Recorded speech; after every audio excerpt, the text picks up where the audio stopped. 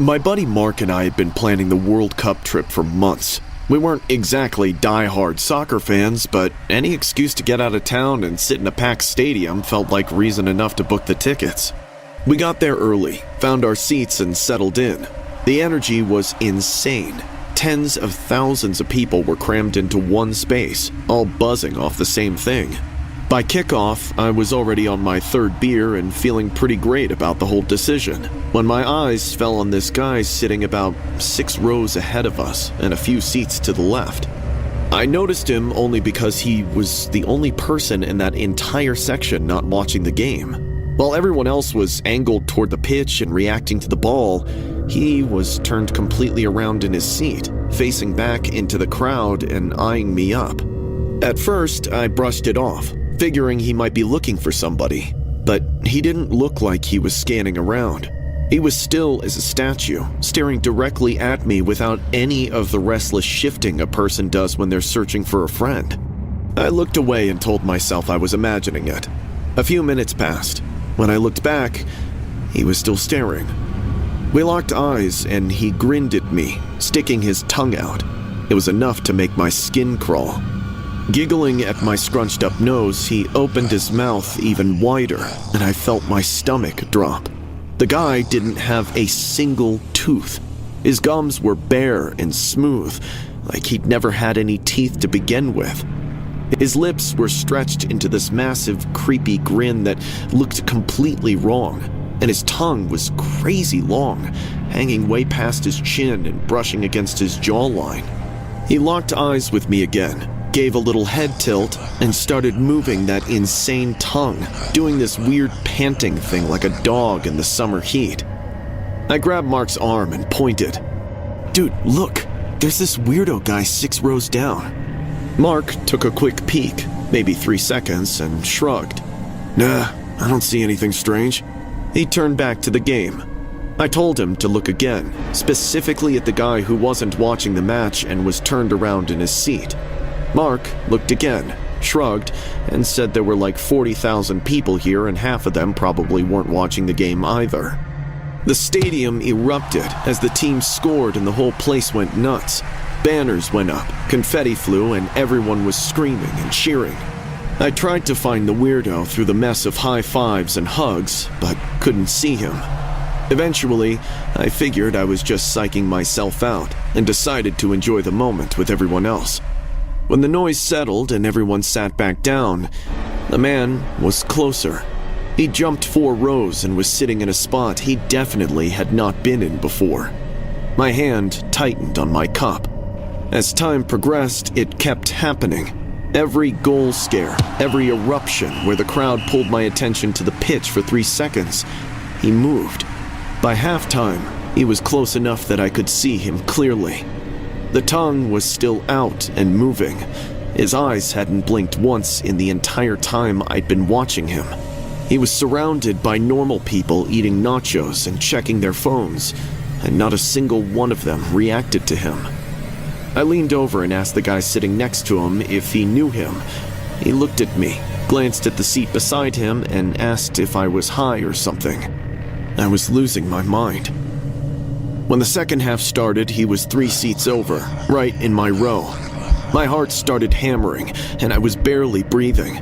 I could actually hear his soft, steady panting, like someone breathing heavily in a closet. I practically clawed at Mark's arm and kept saying his name until he finally turned. "What the fuck, dude? There's this really weird guy 3 seats over." "The seats are empty. There's no one there, Jason." But he was. The man leaned forward and shot that tongue out, making it even longer than I'd seen yet. He let out this little awful giggle at me freaking out and whistled. He then proceeded to swing his tongue around like a snake. It curled up slowly, wrapping around his cheek, sliding right up towards his eye, then pulling back and doing the whole gross thing over and over. I was horrified.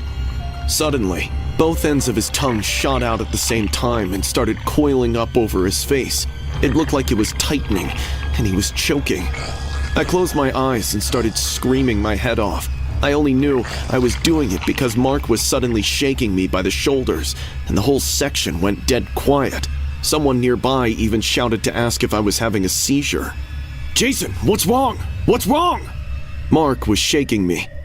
I opened my eyes and pointed at the seat, but it was empty. My mouth dried up. We sat there for the rest of the second half, and I couldn't tell you a single thing that happened in the match. I was watching that seat. The people around it went back to the game like nothing had happened, like they'd been doing the entire time.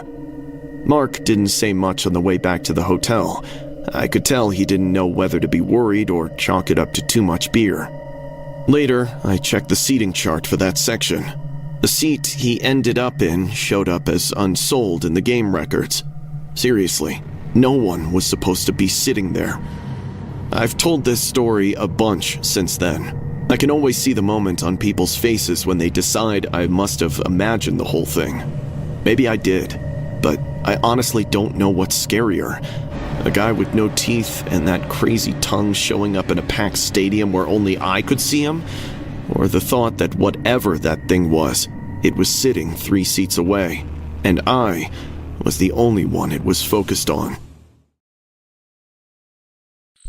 It's just been Noah and me since his dad passed in a car accident when Noah was 3. I really tried to be both mom and dad, but between working 3 jobs just to get by in LA and keeping up with his school, I barely had any time to spend with him. So, when the Soccer World Cup semifinal came to town, I jumped on those tickets. It was the week of Noah's 8th birthday, so I figured this would be the ultimate surprise for him as well. My kid's been obsessed with soccer since he was 4, ever since his uncle put a game on and Noah sat there 6 inches from the screen for the full 90 minutes, without even blinking. The morning we left for SoFi, he was up before 6. He had his jersey on and even made me take a bunch of photos of him in front of the car before we even left the driveway. Our seats weren't exactly front row, but we didn't care. Noah spent pretty much the whole first half standing on his chair so we could see better. Honestly, watching him was way more entertaining than the actual game. He was totally locked in, grabbing my arm every time someone almost scored, calling out every player by name and rambling on about their plays like a mini-coach. By the time halftime rolled around, we were both starving. The line at the nearest concession stand was already snaking back into the aisle. I told him I was going to quickly run and grab something, but he needed to stay in his seat. Do not move an inch.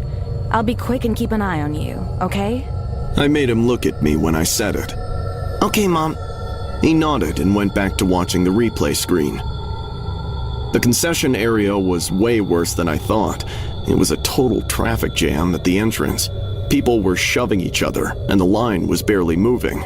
I kept trying to look back towards our seats, but about 10 minutes in, I couldn't see our row from where I was anymore. I kept reassuring myself that Noah was fine. There were people around him, and he was old enough to take care of himself. But I still felt uneasy.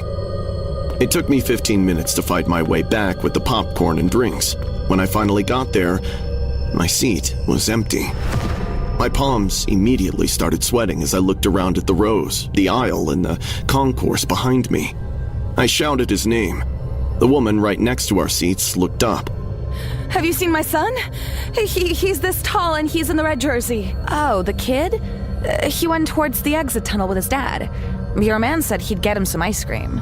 My eyes widened and my blood went cold. I spotted them before she could even finish her sentence. Noah was heading straight for the tunnel, holding hands with some guy I didn't recognize.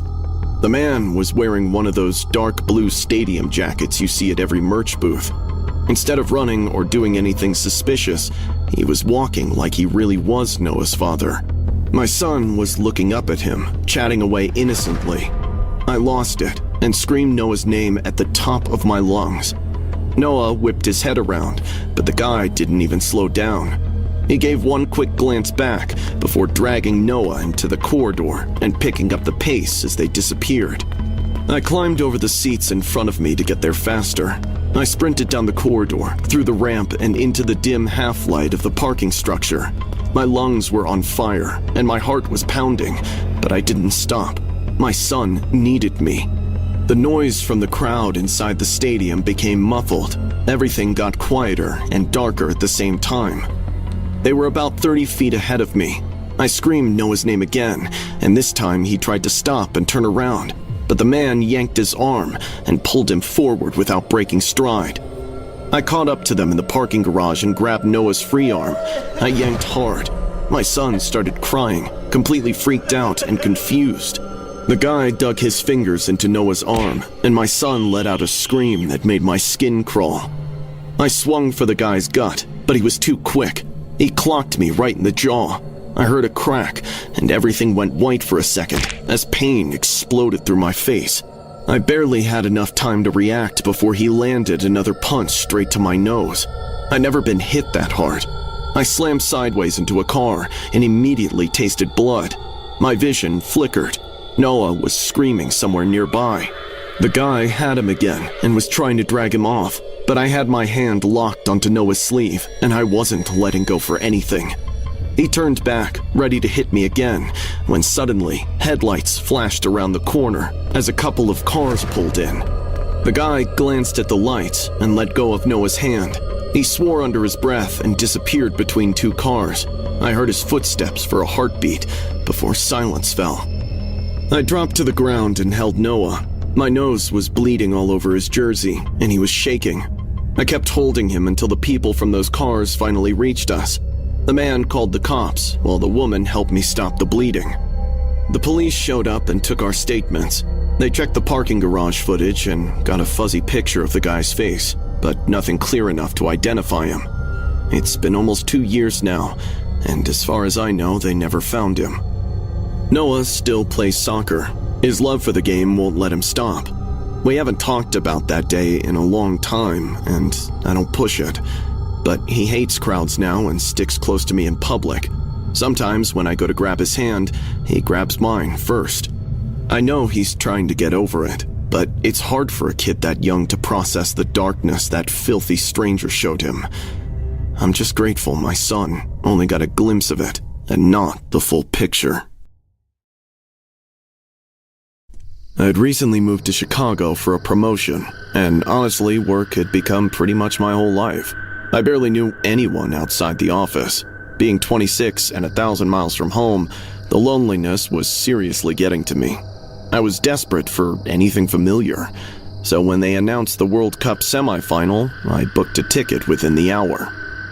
The day of the semifinal, I called out of work, hopped the train downtown solo, and sat there in my seat with a hamburger and a beer. The game was actually wild. Soldier Field was totally packed, and the energy in that place was exactly the kick I needed. I was so sucked into the match that I didn't realize I had knocked back 4 beers by halftime, twice my usual amount, until my bladder started bursting. I still waited until halftime before I left my seat. The lines in my section were a total nightmare. They were backed up past the concession stands and looked like at least a 10-minute wait. I figured I'd just start walking. I was sure that if I went far enough into the concourse, I'd eventually find a bathroom that wasn't totally slammed. Listening to some Coldplay through my earbuds, I ended up walking way farther than I planned. Stadium corridors are always a mess, twisting and turning in ways that make zero sense unless you already know the layout, which I didn't. I went down some ramp I hadn't seen before, and the crowd noise started dropping off. Suddenly, I was in a hallway that was dead quiet, with bare concrete walls and a buzzing fluorescent light. There were no food stands, signs, or anyone else around. I was about to turn around and head back when my eyes fell on a closed restroom door at the end of the hallway, where an older-looking security guard stood. Without thinking much of it, I walked right up and told him I really had to go, asking if there was a line. "Restroom's closed for maintenance. You'll need to head back up to the main concourse." The guard grumbled. "Man, I really can't wait that long. I've been walking for 10 minutes and I'm desperate. I'd be in and out in 30 seconds. "I'm sorry, I can't let anyone in."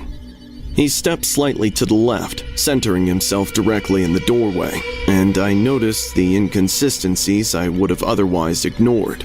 His uniform was 2 sizes too big. The shoulders were way too wide and the sleeves practically swallowed his hands.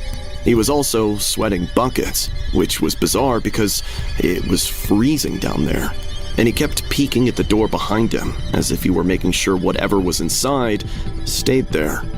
I made a joke about wetting myself because I didn't know what else to do with the weird energy coming off him. He laughed, but I could tell he was faking it. I held my hands up and told him I'd back off. He nodded and tilted his head just a tiny bit, but it was enough for me to catch a glimpse of what was behind him. The door wasn't locked shut. Through the crack, I saw some kind of red syrup smeared across the floor. I squinted and caught sight of a pair of bare legs, completely still. My brain took a full second to process it. My eyes widened and my heart started pounding. When I looked back up, he was already staring me down. His expression hadn't changed, but his eyes were narrowed, and I saw his knuckles go white around the grip of his security baton. I fumbled out something about finding another bathroom upstairs. I really tried to keep my voice level as I turned and started walking casually. My legs felt like jelly, and I had to keep reminding myself to walk normally. "You saw the body, didn't you?" he whispered. Without wasting a second, I took off running as fast as I could. My lungs were on fire, and my breath was coming out ragged. I was yelling for help, but there was nobody in the hall to hear me. I could hear him behind me. I risked a glance back and saw he was closing the gap, fast. He had a sick grin on his face while he chased me. Suddenly, he swung his baton and caught me across the shoulder blade. I yelped and stumbled. Pain shot through my left side. He was only a couple of feet away. I managed to catch my balance and hit the next corner as fast as I could. I sprinted straight into 3 officers standing by the concession stand at the end of the hall and slammed into the middle one so hard that we almost both wiped out on the floor. I desperately grabbed at his jacket and pointed back down the hallway while trying to explain that there was a body in the bathroom and the killer was right behind me. The 2 cops ran past me, but the guy didn't slow down or put his hands up. It took all 3 officers to finally wrestle him down and slap the cuffs on. He fought the whole time. Turns out the actual security guard was the one inside the bathroom. He'd been covering that specific hallway when the psycho jumped him. He'd planned to steal the uniform, rob as many people as he could, and flee. Investigators told me later that he'd spent weeks scoping out the stadium, figuring out the staff schedules and blind spots so he knew exactly where to operate unseen. I didn't go back in for the second half. I could hardly pay attention to anything when my mind was still stuck in that hallway and the nightmare I had just escaped. I couldn't sleep for a whole week. My manager was understanding after I told him what had happened and gave me 15 days off so I could visit my family and try and forget about it. It's been nearly a year, and I still can't stop reliving it every single day. I still think about that crack in the door, the blood on the floor, and the innocent guy who lost his life doing his job. The darkness in the world makes me sick, and I always wonder what he would have done to me if I'd stayed frozen for 1 second longer.